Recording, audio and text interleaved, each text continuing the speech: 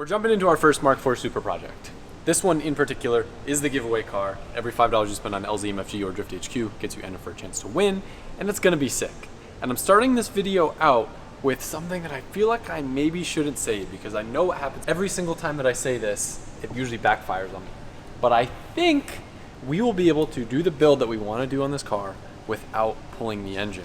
So the game plan is take the bumper off, take the hood off so we have some more access. Because all of the timing equipment, the pulleys, everything in this car is in really great shape, it should be able to be a manifold supporting mod type build. You think that's gonna happen? It has to happen. I mean, we'll make it happen. You sounded really confident at first, and then you're like, well, we know what always happens. But yeah, no, we're really lucky to be starting with such a solid car with the engine bay already painted, everything in really good shape. So now we just bolt on the go fast bits that look cool and bring you guys through the process. I've seen some comments and videos in the past asking what the blue protective wrap we use when we work on cars. It's actually countertop protector from Uline, and it works great, but I will say we did run into a scenario before where I had failing clear on the front of my R34, where if you're not careful, you can pull the clear coat off of a car. This clear and paint job is very good, and it's been cured for a long time, so I'm not worried about it. But if you have a car with sketchy paint, I would not recommend using it. Or super fresh paint. Or super fresh paint. Yeah. But I feel like with super fresh paint, the clear would be soft enough to where it wouldn't chip. But then again, I'm not a painter. I'm a YouTuber. And what do I know?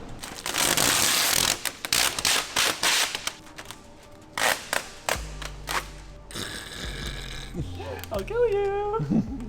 It actually prevents dents and scratches.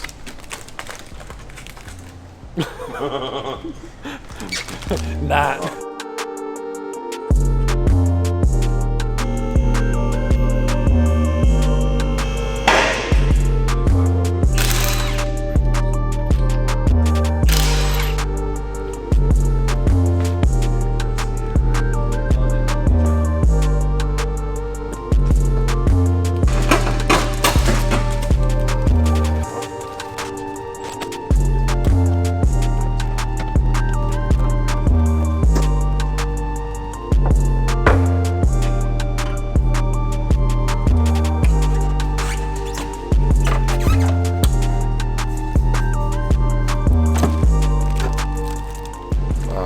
We're at that point where people start destroying knuckles. So hopefully all those times at JDM Orlando where I remove these twins off the motors out of the car pay off.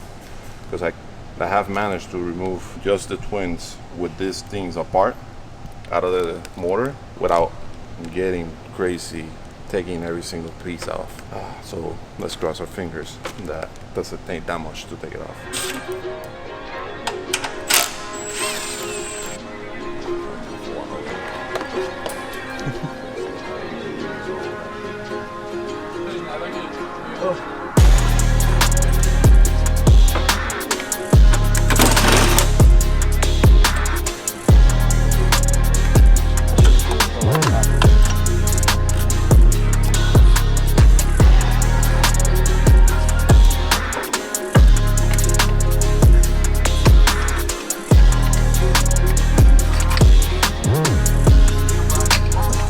We got two turbos.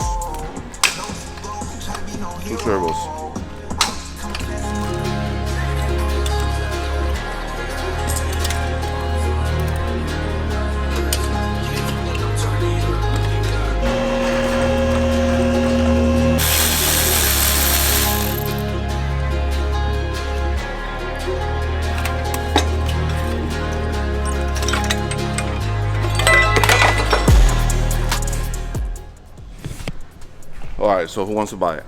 We don't need that. You know anyone? It's trash. I I don't threw know. mine out. They're just gonna sit here. Adam's gonna be like, well, we could put it on a tractor.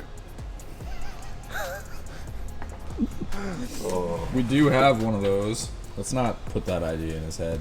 We could take one off and use it on the Yeah. tractor.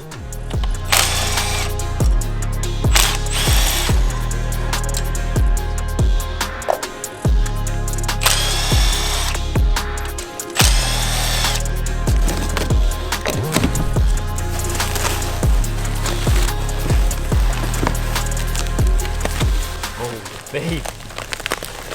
Holy Toledo. Holy bro.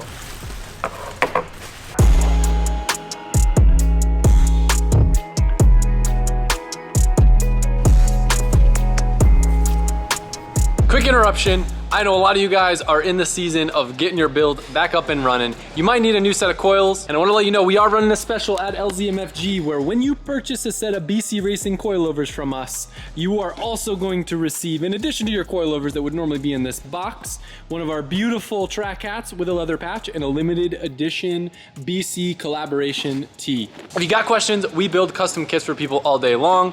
Engine swaps, specific needs, we got you covered. Shoot us a message, take advantage of this little special deal we got going on. I've mentioned with this car that we are trying to replicate the same engine package that's in my Chaser. Now I could have cut corners and I could have done a cheaper intake manifold, but I wanted to go full baller, and this is an exact replica, or I should say is the exact manifold that I had both on the first iteration of my first Pro Formula Drift car and that's on my Chaser now. So if you're not familiar with this, it's a full billet manifold from Sleeper Designs, and in the beginning, this was like probably the craziest 2J... Oh. And in the beginning, this is probably like the craziest 2JZ part, or honestly the craziest engine part I'd ever bought in my entire life. And I thought it was so cool that they were able to put LZ GTE on it. So even though whoever wins this car probably wouldn't be named LZ, I think the likelihood of that would be pretty slim. It's a cool touch, and it kind of brings the connection home between this car, the FD car, and my Chaser. If you're curious, the head package that we're doing on this thing, it is going to stay essentially stock long block, but we'll build the head like we did on my white Chaser. The main difference is this engine does not have VVTi, so I do expect it to lose a little bit of mid-range, but I still wanted to go with the same cam combo because the other motor with the G35 900 turbo was super happy, and getting the right cam to match the turbo is usually the biggest challenge of any build. So this, it's a Kelford cams box. You guys know we've used Kelford cams in the past. I have them both on the Barra and on my RB28 because they made the biggest cams for the Neo. But this particularly is actually a Titan Motorsports part number. Titan has a set of custom cams through Kelford that you can order through them. They're 272s, but they have a bit more lift than other cams. I was a little nervous at first, but like I said, the setup on my Chaser was really happy. It sounded great. And of course, we need to do upgraded valve springs and retainers. These are BC titanium retainers with their dual valve spring. We're not gonna be revving it crazy high. That's kind of like the Achilles heel of the stock bottom end 2JZ. That's when things start to get dicey, but I imagine we'll still probably be in like the mid 7s for revs. The turbo though will have awesome mid-range and it'll be a super sick power band.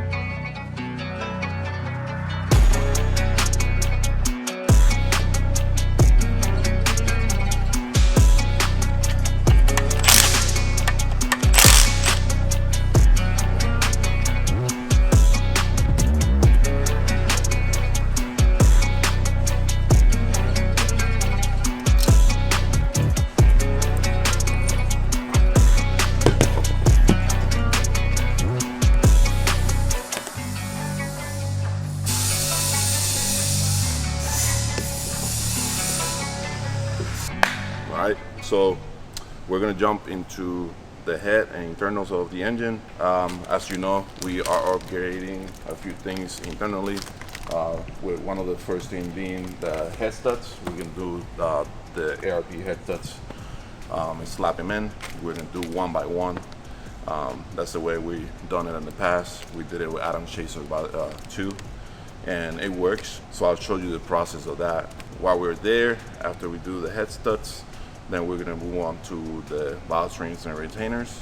And it makes sense at that point to just do the valve seals while we're at it. One of the first things that I wanted to point out, I don't know if in the past from doing all these JC head gaskets, removing the stock head studs. I've gone away in the past with using an M10 socket, but it's not a proper tool to use. You actually need an M12 socket, which looks like that. And then you have the proper engagement into the factory hardware.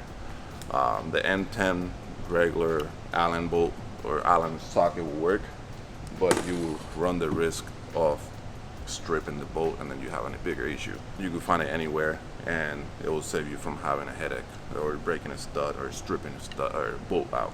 So first thing we do, we'll remove the bolts. We'll start in the center, and the process we'll do one at a time. So I will only remove one, take the bolt out, take the washer out. I already have the studs ready to go. I pre-loop them with the assembly loop on the stress on the block. The nut is pre-looped as well, and then I just pre-loop the bottom of the washer. So then I will fish the washers in, put the studs in, and then all the loop is contained and pretty easy to assemble.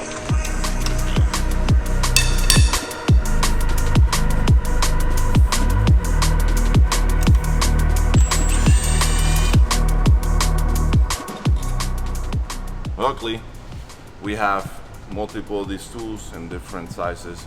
So I have one right now on the breaker bar with extension. I have one on the torque wrench, and I'm using this once it's broken loose. I can use the impact to just get the bolt out to speed up the process. Next step is to take the washer off, use a magnet, comes right off.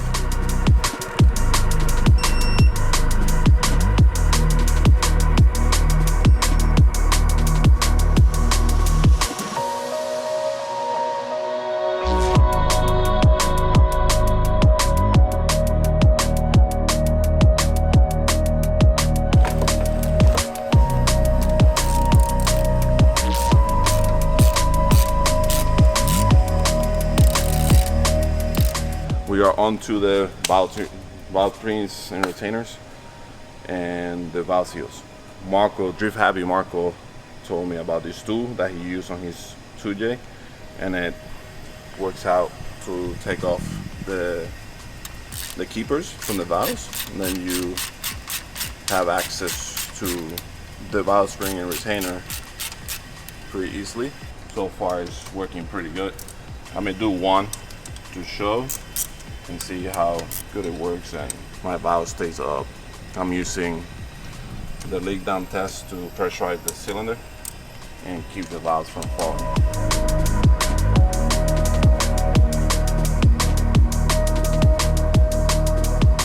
Clean a little bit in there to get some of the residue or leftover seal from the valve seal. If you're doing the OEM seal kit, there's two different colors. The golder color is for the exhaust, and then this side is for the intake. I think these are heat treated, so they withstand the heat from the hot side. So now we got the first one out. I gotta do 24 of them. Yeah, so it's gonna be a long process. We'll show you through it. This is the valve spring retainers. If you didn't see us assemble the White Chaser engine, we technically did the same thing to that car. Dual valve string retainers. There's this piece here, it's like a seat, goes in and it helps center the inside spring, so it's not just dancing around. This is the titanium retainer, and then we use the OEM keepers. So when you take those off, it's always, keep them aside unless you upgrade the keepers as well. Those are the most time-consuming part. Yeah, that's the most tedious part. Is stupid things to sit right.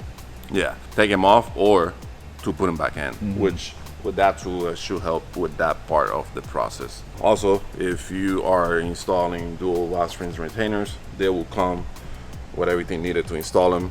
Like I said, that piece is to center the inside spring, but this piece also goes before you put on the new valve seals. So that's why it's a JC. They're known for bad seals, especially with the mileage. Take the old valve seal off, but before you put the new valve seal in, make sure you put this piece in, because if not, you're gonna ruin the new valve seal trying to take it out. So as you see there, this is not going all the way in. It should slide right in. So maybe I got some leftover seal in there. Yep, as you can see. It's hard to see because it's so crusty, but there's some leftover seal in there. So I will pry it off with the flathead and then get the vacuum on there to suck all that out. So that was the leftover seal that wouldn't let that seat sit in place. So hopefully now, with that out of the way, yep, put the seat in. There you go.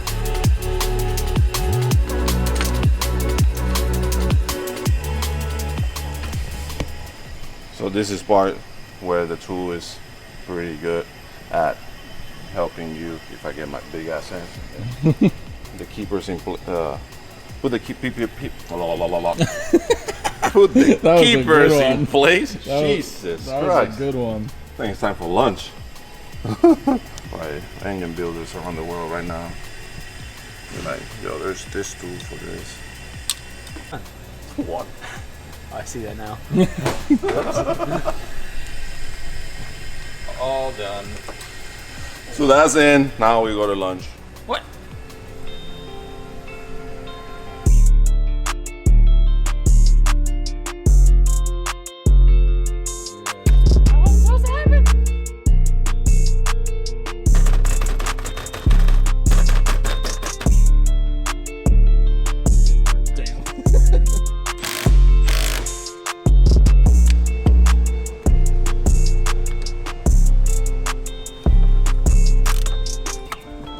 Ready to rip!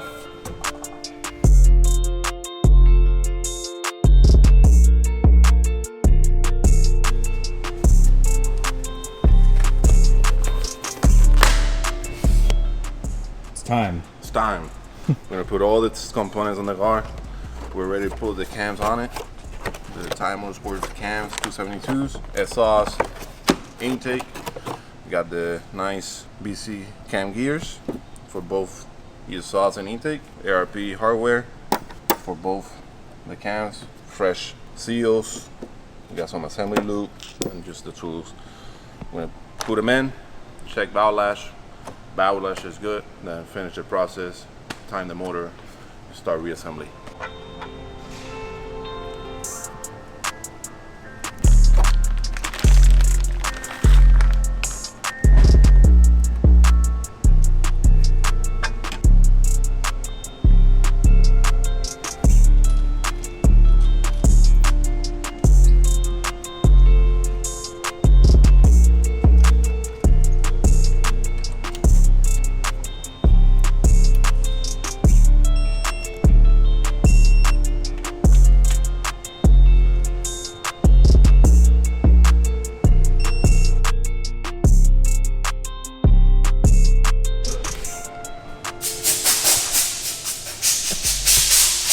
Your pupils are open up, Mike.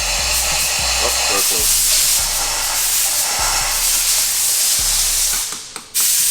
All right. Is your camera magnetic? Get that thing away from it. All right, so we got the Time cams in. We put the gears temporarily so that we could spin on the engine over. Check for bow latch. You see here, I don't know if your camera could pick that up, but I wrote the latch that we got. When I checked it, this side's like pretty much dead center, and dead in the middle, so it's pretty good. This side is also really good with this. Hey! I'm sorry. Upside down. With this side being a little on the looser side, and then on the end being on the tighter side, but still within the OEM spec. So now we could take this off, put the black plate on, the back plate on for timing, reassemble the engine. It's officially mechanically done. Done. Done. Done. Orange? As always, the best part of any engine bay build is getting to see what it looks like when you have both manifolds on. We already showed you the intake manifold. The exhaust manifold that we're running in this is the exact same setup as my Chaser. This is actually an Artec cask manifold, but what's really cool about it is they've put a ton of R&D in it to not only make something that looks good, it's super easy to service, sounds good, and with the twin gates, you have a lot of boost control. The good thing is it was designed to fit in pretty much all the Toyota chassis, so when it comes to plumbing everything in, it's a lot easier than sometimes universal manifold. They may work better in some chassis versus others. Turbo is the Garrett G35-900. Garrett makes a lot of great turbos, but there's always one that like stands out to me. And the G35-900 is just like the perfect combination of exhaust side to compressor side, and it has really, really good transient response on JZs. The compressor wheel spools up real quick, but it also has great flow up top, especially with the twin scroll hot side. I don't remember if I'm running a twin scroll hot side on my Chaser or not. I wanted one. I don't remember if I could get my hands on one when we were doing the build, but it's gonna have 6 spool, it's gonna sound great, and it's gonna make really good power. And of course, a shameless plug, we do have a very healthy supply of both Garrett turbos and Artec manifolds on the shelf at Drift HQ. Whether you got a JZ, SR, RB, Evo. I've got, I think like 4 or 5 cars running the manifolds now, and they've treated me great. So if you wanna get your hands on one, it's a kit you wanna have. And one other very cool thing that is actually quite a change for us, we actually have some of the fabrication already done. So Spectrum Motorsports has access to the same setups that we're running and builds a bunch of turbo kits around the Artec manifolds and Garrett turbos. This in particular is a downpipe that's going to allow us to have the wastegates recirculated back in to give you all that beautiful turbo noise. And it's a beautiful piece. As much as I would love Johan to work his magic on this car, we've got a lot of builds right now. We're on a time crunch. And I knew with Spectrum Motorsports, we'd get a really good quality product that you guys would be stoked on and would still be a good representation of the work that we can do as a shop. Even comes with an intake and the turbo lines pretty much all set up. So if you're at home and you can't fabricate, you can just boop, boop, boop, boop, boop, plug everything in, go to the dyno, make power. I can't imagine what it was like to live back when these cars were like somewhat inexpensive and you could buy one with a GTE and just like spend a few days, put a turbo kit on your car, make 800 horsepower. Kind of insane. This will just go like this once he's done clocking that. Obviously it's just mocked up for the time being, and you know we gotta go in on that guy with the little Vapor Honen technologies, but look, it's a Chaser except it's blue and it's non-VVTi. It's pretty beautiful though. I'm really glad I was able to get the same intake manifold. I could have done something different on it, maybe cheaped out a little bit, but I love that. It's a good looking JZ. What do you think, Mike? You're a big JZ guy It now. looks very, very nice. Yep, and if you guys don't remember, this actually is, what's going on with this car? Some, can't remember. Something's happened with it? The car? Why are we building it It's again? being given Oh, that's away. Oh yeah, is that I guess thing? it'll log on Yeah, up. you'll have to. Yeah, we'll do it in the next video. Something about $5 in the bottom of your pocket. All right. Appreciate you watching. When you say